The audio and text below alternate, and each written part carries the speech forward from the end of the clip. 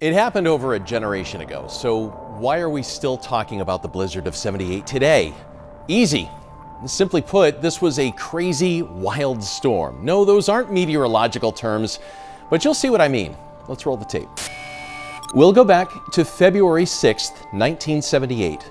Drivers along Route 128 in Canton ended up stranded in their cars for days before rescuers could finally dig them out. Thousands of people stuck all the way back as far as we could see. You seem to be reluctant to leave. Were you having a good time in there?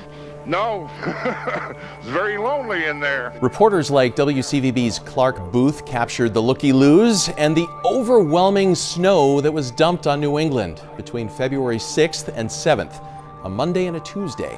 It's bad all over. You gonna spend the night?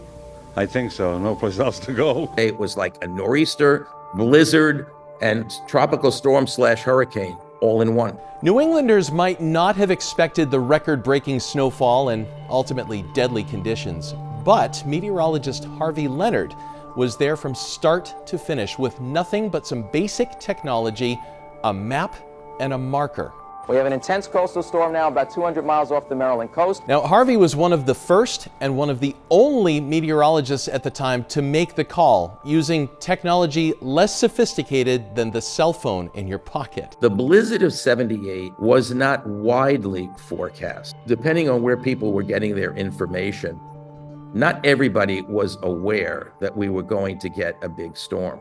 The forecasts were not uniform. To see the Atlantic Ocean streaming into your backyard and onto the side streets, it was truly a horrifying experience. We are still talking about this blizzard today because this is what happened. You see, over 2 days, snow fell at up to 4 inches per hour, bringing the total to 27.1 inches of snow in Boston.